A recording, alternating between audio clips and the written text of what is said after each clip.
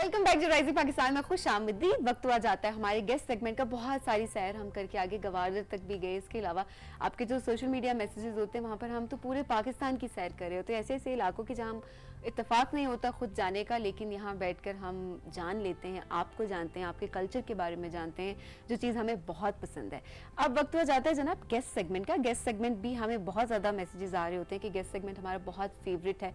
उसकी वजह ये होती है कि इस येलो सोफे पे हम उन तमाम लोगों को बिठाते हैं, उन सबको इनवाइट करते हैं राइजिंग पाकिस्तान में, जो पाकिस्तान में कहीं ना कहीं पाकिस्तान की प्रोग्रेस में कंट्रीब्यूशन दे रहे हैं, अपनी कुछ ना कुछ कंट्रीब्यूट करें, अपनी स्किल्स के थ्रू, अपने टैलेंट के थ्रू, अपनी एफर्ट पुट करें, उनका हार्ड वर्क होता है।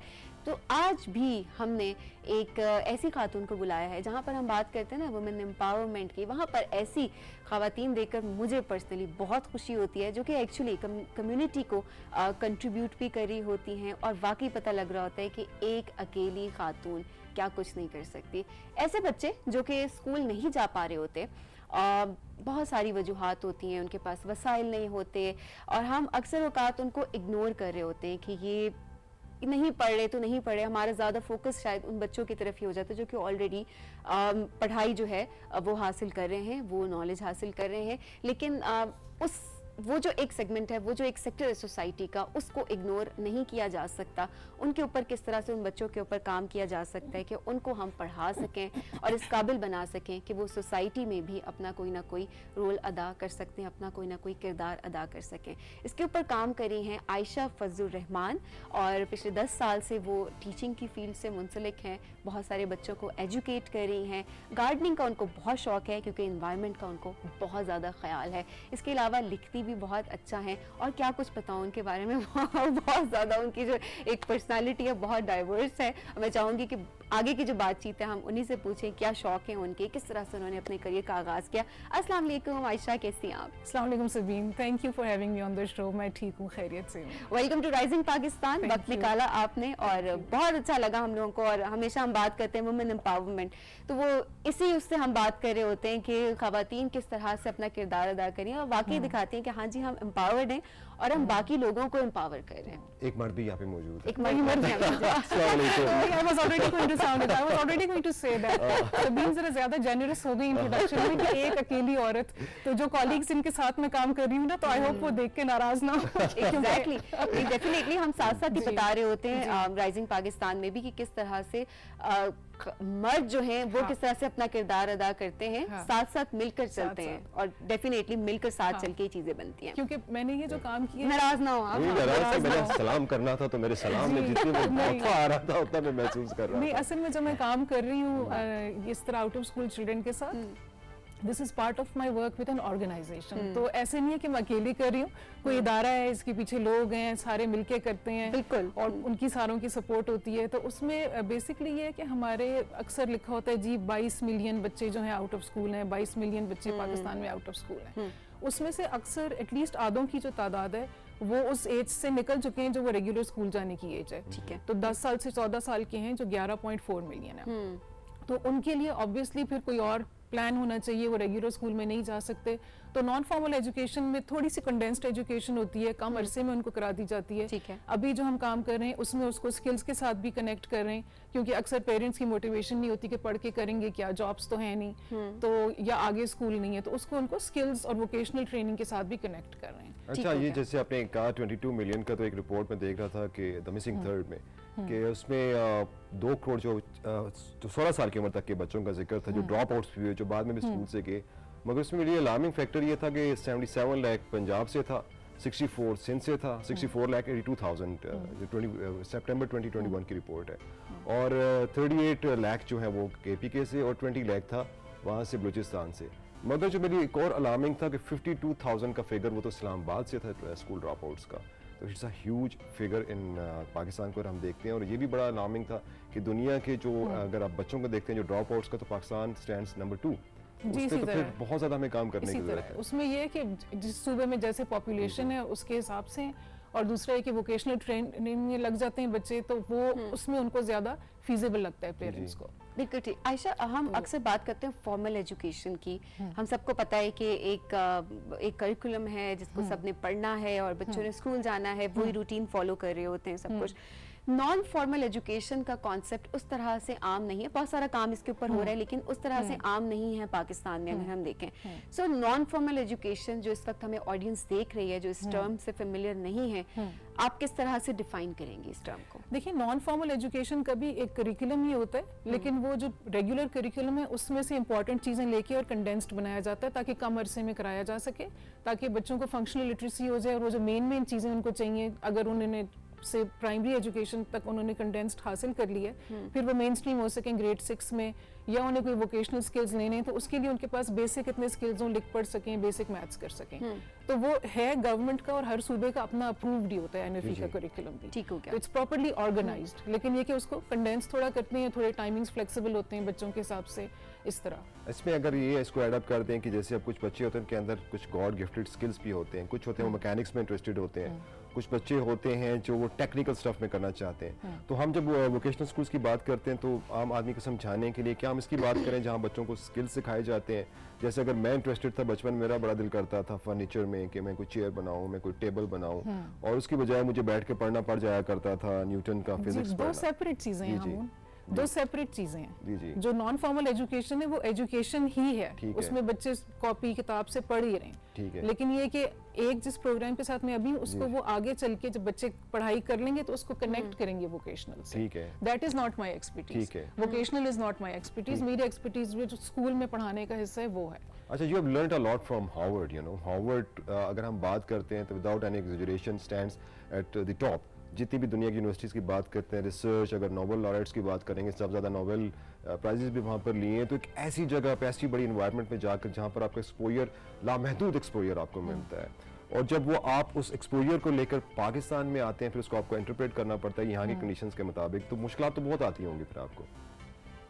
एक्चुअली नॉट, क्योंकि डेवलपमेंट सेक्टर में देखें, आपने जितनी छोटी जगह पे और मुश्किल जगह पे काम करते हैं तो उतनी ज्यादा आपका काम इम्पोर्टेंट और रिस्पेक्टेबल होता है। ग्रेट। तो अगर मैंने यहाँ पे स्कूल में बच्चों को पढ़ाया था, जब मैं हार्वर्ड गई तो मेरे पास बड़ी इंपॉर्टेंट कंट्रीब्यूशन थी हार्वर्ड के क्लासरूम में शेयर करने के लिए कि पाकिस्तान में ऐसे होता है, जिससे कि बाकी भी जो लोग हैं वो सीख सकते थे। ठीक है। क्योंकि वो सिर्फ डेवलपमेंट सेक्टर इसलिए नहीं है कि सिर्फ अमीर स्कूलों के लिए या डेवलप मुल्कों के लिए, वो इसलिए कि जितनी जैसे पसमानदा इलाके भी हैं उनके लिए भी है ना। तो अगर आपने साउथ ऑफ सूडान में काम किया हुआ है, आपकी उतनी इज्जत है और वो चीज़ें वहाँ पे वो उसी हिसाब से सिखाई जाती हैं। तो जो कोर्सेज भी हमने लिए हुए थे वो डेवलपिंग कंट्रीज़ के लिए भी थे। तो इस तरह करके वहाँ पे मतलब और बहुत ज़्यादा वहाँ पे अवेयरनेस है, बहुत ज़्यादा, क्योंकि रिसर्च का भी जैसे आप लोग बात कर रहे थे, तो पीपल आर अवेयर कि दूसरी जगहों पे क्या कंडीशंस है और उसके मुताबिक ही सिखाया जाता है। ठीक हो गया। अच्छा आयशा, अब थोड़ा सा अगर हम इस चीज़ के ऊपर फोकस करें कि किस तरह से जो बच्चे स्कूल नहीं जा पा रहे हो तो उनको आप एजुकेट करती हैं, इस हवाले से आपका काफ़ी काम है, क्योंकि हम सब कुछ ना कुछ कंट्रीब्यूट कर सकते हैं अपनी सोसाइटी में, अपनी कम्युनिटीज़ में। अगर हम देखें तो ऐसे बहुत सारे बच्चे हमें नज़र आ रहे होते हैं जिनको हम निगलेक्ट करते हैं, हम उनको इग्नोर कर रहे होते हैं, क्योंकि अपनी ज़िंदगी में बहुत ज़्यादा बिजी होते हैं। हमें लगता है कि शायद अब वो उनको ABC या अलिफ बे पे तक नहीं आती, तो हम उनको क्या सिखा सकते हैं, हम शुरू कहाँ से करें? सो आपने किस तरह से इनिशिएट किया, क्या प्रोसेस था, ताकि जितने भी लोग अभी हमें देख रहे हैं वो उस प्रोसेस को किसी तरीके से एब्जॉर्ब कर सकें और इम्प्लीमेंट कर सकें अपनी सोसाइटी? उसमें यही है कि पहले तो असेस करते हैं कि बच्चे कहाँ पे स्टैंड करते हैं। जैसे हम उनने कहा कि कुछ बच्चे ड्रॉप आउट्स होते हैं, कभी स्कूल गए, ड्रॉप आउट अगर वो 3 साल पहले हुए थे तो वो कितना कुछ भूल चुके हैं, कितना कुछ याद है उन्हें। तो पहले स्टूडेंट्स को असेस किया जाता है, उसके मुताबिक फिर कंटेंट बनाते हैं, लेसन प्लान्स बनाते हैं, टीचर्स को ट्रेन करते हैं। और जाहिर है ये बहुत सारे ऐसे इलाके हैं, रिमोट विलेजेस वगैरह हैं, तो वहाँ पे एक डिफरेंट कल्चर है कंपेयर टू जो हम इस्लामाबाद में यहाँ पे बैठ के देख सकते हैं। ठीक है। उसमें हमें टीचर्स को ये भी ट्रेन करना है कि बच्चों से बात कैसे करनी है। आपको पता है कॉर्पोरल पनिशमेंट बहुत कॉमन है, तो इवन अच्छी जगहों पे भी कॉमन है, लेकिन ये कि वहाँ पे और ज़्यादा कॉमन है। तो टीचर्स को आपने इन बेसिक्स के ऊपर भी ट्रेन करना है कि बच्चों को आपने वेलकम करना है क्लासरूम में, उनको भगाना नहीं है। अगर आप उन पे हाथ उठाएंगे, सजा देंगे, मुर्गा बनाएंगे, इन सारी चीज़ों से बच्चे भाग जाएंगे। तो इसलिए आपने उनको कैसे जो है साथ लेके चलना है और उनके हिसाब से करनी है। और लर्निंग जाहिर है इंटरेस्टिंग होनी चाहिए, उनके मुताबिक होनी चाहिए। अगर 12 साल के बच्चे को आप ABC पढ़ा रहे हैं और A फॉर एप्पल पढ़ाएंगे, वो बोर होगा उससे। तो उसके मुताबिक और उसके एक्सपोजर के मुताबिक आपको चीजें पढ़ानी पड़ती हैं। ये कुछ चीजें होती हैं। This is very interesting. 12 साल के बच्चे को, मगर मेरे बहुत से ऐसे दोस्त हैं जिनमें से is one of the leading figures in UAE when it comes to accountants, chartered accountant है। तो वो कह रहा था कि ग्रेड 5 में उसने ABC पढ़ना शुरू किया था फ्रॉम ओकाड़ा, और वो पाकिस्तान का एक taxman of the year, he was declared 2017 taxman of the year, यानी कि अक्रॉस द ग्लोब। और यहाँ पे हम बात को बड़ी दिलचस्प बातें हो रही हैं, एक छोटी सी ब्रेक ले लेते हैं और ब्रेक के बाद आकर आपका जो दूसरा शौक है उस पर भी हम बात करते हैं। लेते हैं यहाँ पे छोटी सी ब्रेक के बाद आएंगे और देखेंगे कि ये गार्डनिंग हमारी जिंदगियों में कितनी अहमियत रखती है। राइजिंग पाकिस्तान।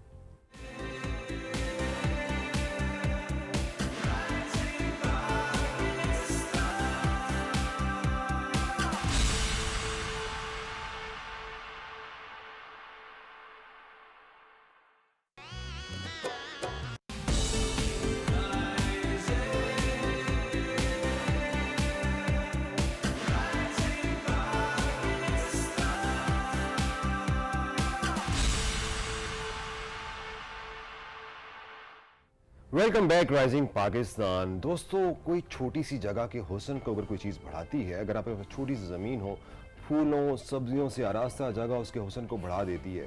ना सिर्फ आपकी आंखों के लिए वो सुकून आवर होती है, बल्कि आपकी तबीयत और आपकी सेहत के लिए बड़ी शानदार होती है। और गार्डनिंग का जो शौक है वो बड़ा सेहतमंद शौक है, और आपकी ठीक ठाक कैलोरीज भी गार्डनिंग में जो है वो खर्च हो जाती हैं। जो लोग जिम लगाते हैं उसके बजाय अगर आपके पास जिम जाने का टाइम नहीं, आप गार्डनिंग पे फोकस करें हफ्ते में 3 से 4 दिन, तो ठीक ठाक आपकी कैलोरीज बर्न आउट होती हैं। तो जब हम ब्रेक से पहले तो हम बात करते हैं एजुकेशन की, तो गार्डनिंग भी in itself is a complete एक जो है एजुकेशन है, एक पूरा कोर्स है, हम उस पर बात करेंगे आपसे। वहाँ से एजुकेशन से हम लेकर अब चलते हैं गार्डनिंग की तरफ। गार्डनिंग का शौक ये हॉबी होता है कि ये बचपन से आप एक चीज़ जो लेके चलते हैं आपसे हॉबी बोलते हैं, मगर ये अचानक बंदा कहता है यार I need to have some healthy activity की तरफ जाता है। आपने जो बताए ना गार्डनिंग के फायदे, वो सारे शुडिंग वाले थे ना कि अगर हम ये करेंगे तो ये फायदा होगा।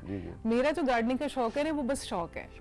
और वो उसको मैंने एक दफा देखा भी था कि ये मेरी एडिक्शन तो नहीं है, मुझे लगता है कि एडिक्शन है। अच्छा। तो मुझे उसमें लुत्फ इतना आता है। तो जो फायदे हैं उसके वो सेकेंडरी हैं, मैं करती हूँ क्योंकि मुझे मजा आता है उसको करने का। कितनी कैलोरीज आपने बर्न की?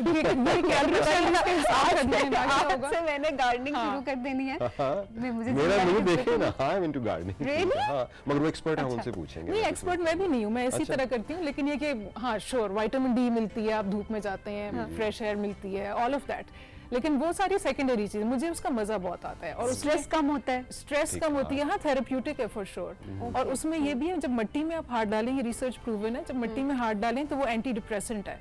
मिट्टी के अंदर कोई ऐसी चीज होती है जिससे आपकी डिप्रेशन जाती है। मेरे ख्याल में बच्चे इसीलिए खुश रहते हैं क्योंकि वो मिट्टी में हाथ शाथ डाल रहे होते हैं, और वो सारा कुछ उसकी वजह से।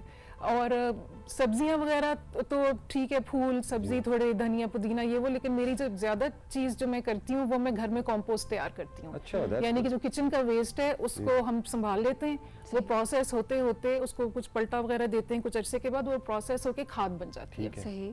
So it doesn't and up in the landfill, किसी कचरे में वो जाके नहीं एंड करती। अंडे के छिलके, ये सारी चीजें, तो वो एक चीज़ है जो कि मैं बहुत अपनी एक्साइटमेंट से, अपने शौक से करती हूँ। और वो मालियों का उसमें इंटरेस्ट नहीं है, तो वो मैं खुद ही करती हूँ। अच्छा, मैं चाहूंगी कि इसको हम थोड़ा सा इलेबोरेट करें, बिकॉज हमने ना वॉल गार्डनिंग, हमने रूफटॉप गार्डनिंग, हमने बहुत सारे अपने सेगमेंट्स किए हैं गार्डनिंग से रिलेटेड।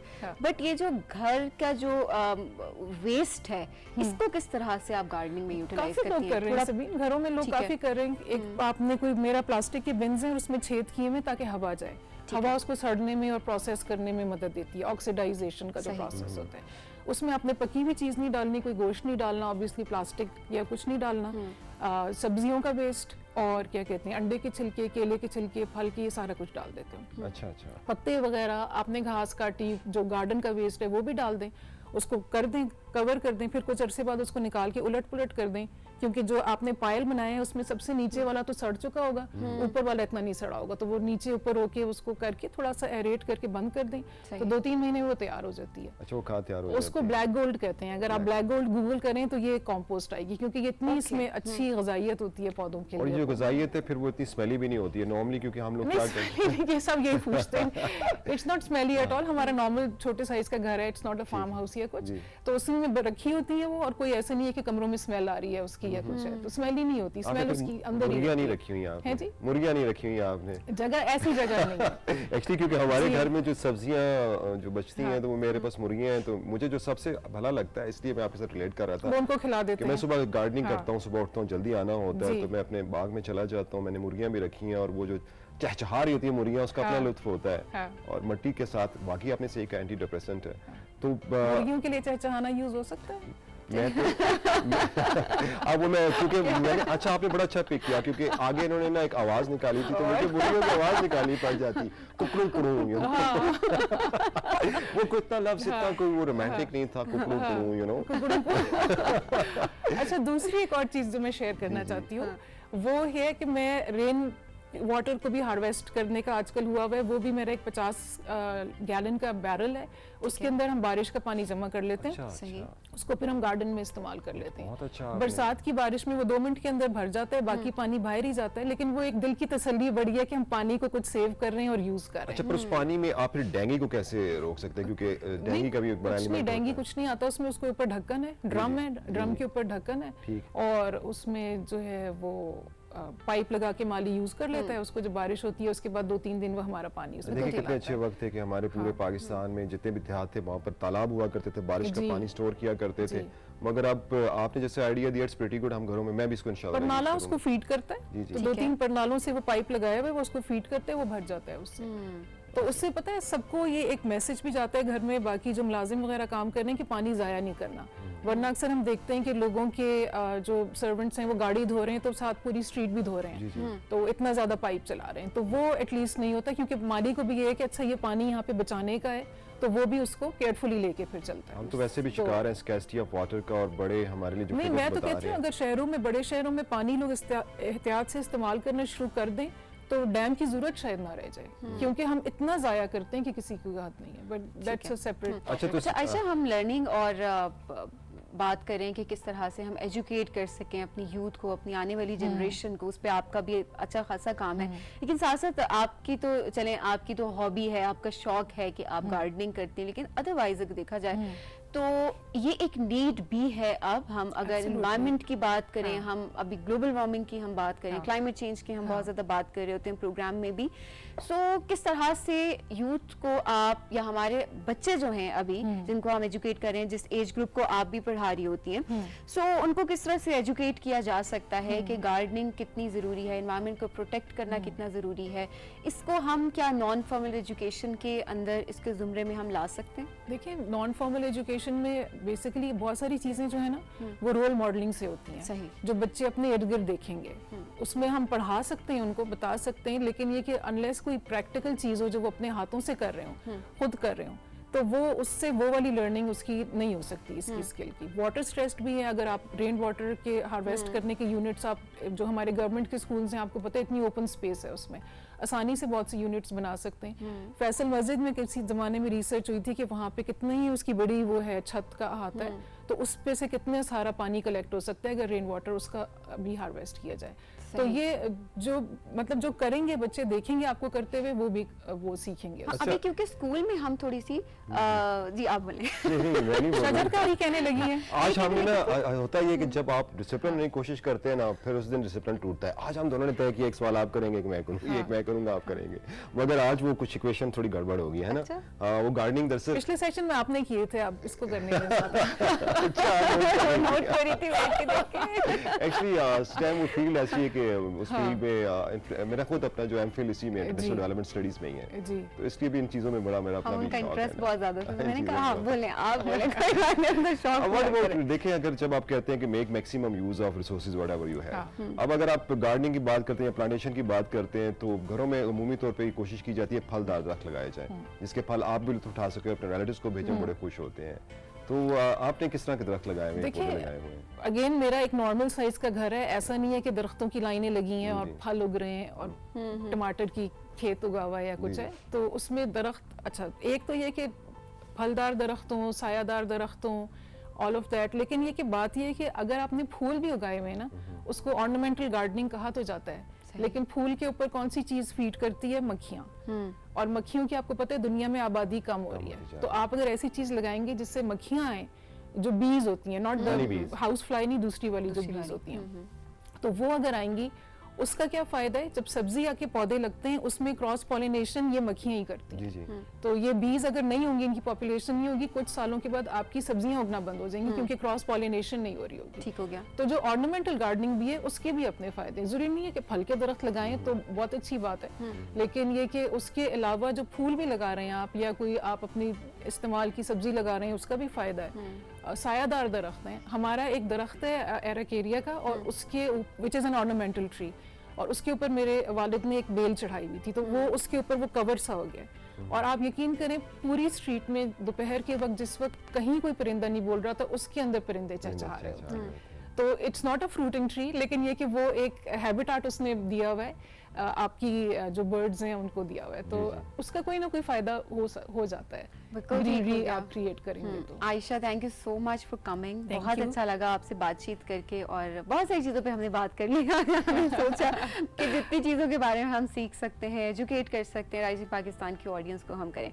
रियली होप कि आप जो अपना एक कॉज पे आप काम कर रही हैं, बच्चों को पढ़ाने का काम कर रही हैं, नॉन फॉर्मल एजुकेशन पे आप काम कर रही हैं, और इसके अलावा क्रिएटिव राइटिंग पे हम बात नहीं कर सके वक्त की कमी के बाइस, लेकिन आई होप कि आप जो भी जिंदगी में अचीव कर रही हैं आप अच्छे से करें, Thank और you. दोबारा हम आपको जब यहाँ पे बुलाएं तो आपकी एक नई अचीवमेंट के साथ बुलाएं। Thank you so much. Have a good बहुत day. बहुत शुक्रिया, Thank you. बहुत बहुत शुक्रिया। बिल्कुल जी ख़वातीन और हज़रात, वक्त क्योंकि अब ख़त्म हो चुका है। बातें तो बहुत सारी थी, लेकिन बातों का सिलसिला जारी रहेगा, वो इस तरह से कि आप हमें फीडबैक देंगे सोशल मीडिया पे। आप हमें ज़रूर बताएंगे कि आपको प्रोग्राम में क्या अच्छा लगा और क्या चीज़ थी जो बुरी लगी। बुरा लगना कोई बुरी बात नहीं है कि आप कुछ बता रहे हैं, आपके नहीं, आपने सिर्फ अच्छाइयाँ ही लिख के भेजें। किस तरह से क्या चीज़ इंप्रूव हो सकती है वो भी आप हमें लाजमी बताएंगे, ताकि हम हर सेगमेंट को इम्प्रूव कर सकें। और जिन चीज़ों पे आप चाहते हैं कि हम बात करें उनके बारे में भी आप ज़रूर बताएं। कल दोबारा हाजिर होंगे कुछ नई एक्टिविटीज़ के साथ और कुछ नए गेस्ट के साथ, और बहुत सारी गपशप होगी, बहुत से बच्चों के लिए भी कुछ नया हम कल लेकर आ रहे हैं इंशाल्लाह ऐसे ही है। बिल्कुल जी, कल तक के लिए खुदा हाफिज, अपना बहुत ज़्यादा ख्याल रखिएगा। राइजिंग पाकिस्तान।